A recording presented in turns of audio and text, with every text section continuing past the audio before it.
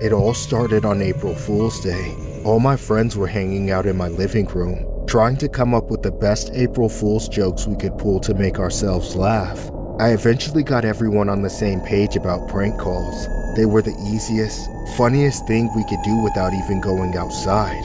At first, we hit the lowest hanging fruit, our gullible moms and clueless dads. When we exhausted that resource, we moved on to our old friends that fell off after high school. Then, only the riskiest marks remained. Bitchy girls, bosses, and professors.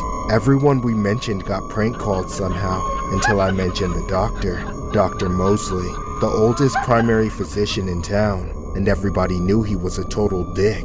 How he still had his license, nobody knew. His anger issues were severe and widely known. He was the best access to medical care within a considerable distance, so you did not want to get on his bad side. Perhaps for that reason, none of my friends had the balls to prank call the doctor, but I had no problem doing so.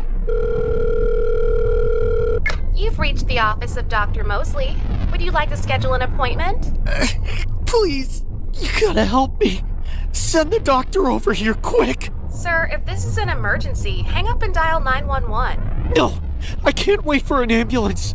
I'll die before I get to the hospital. Please! You know the doctor doesn't make house calls. Come on, you gotta make an exception. I'm dying here. Of what? Well, I slipped and fell and accidentally, a meat tenderizer got stuck up my ass. Okay, and what's the address for the doctor?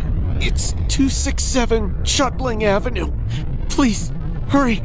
I could feel it tenderizing me. It's a far-ass address. Dude, I can't. He sounded so pissed. After that, it was only a matter of time before the doctor ran out of his office in a hurry to save a life, right until he realized it was all a lie. Then, about an hour or two later, he called back. Hello? You sack of shit! Do you think what I do is a joke? I save lives! But I know how to take them too. I'm gonna find out who you are and strangle you with your own intestines. You're gonna regret wasting my time, you fucking bitch. You hear me? You hear me?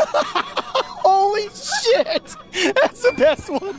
That's the best one. It was really the best laugh I had in a long time, but that was only because we weren't taking anything he said seriously. A little while later, my friends all left. They had to go to bed at a reasonable time for class in the morning, but I was planning to stay up late and play video games for a while. It didn't take long for my phone to start blowing up. I expected that to happen, so I ignored it. Except 2 hours later, it was still ringing non-stop.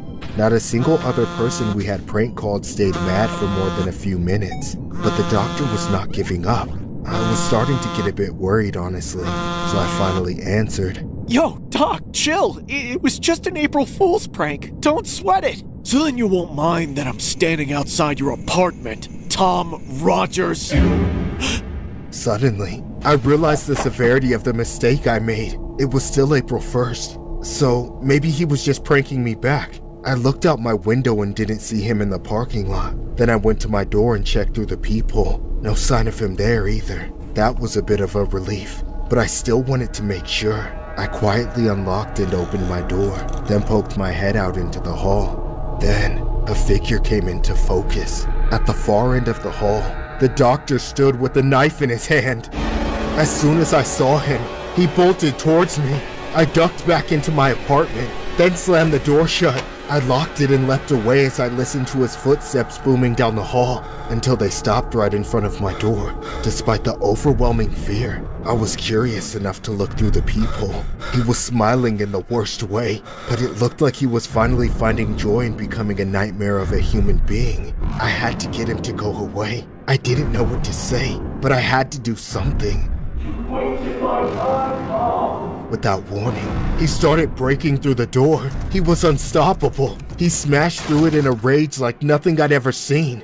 I screamed for help, scrambled for my phone to call the police. But by the time I looked back, he was already inside, and I had backed myself into a corner. Please don't do this. I'm sorry. I'll never do it again. I'll do anything you want. Anything.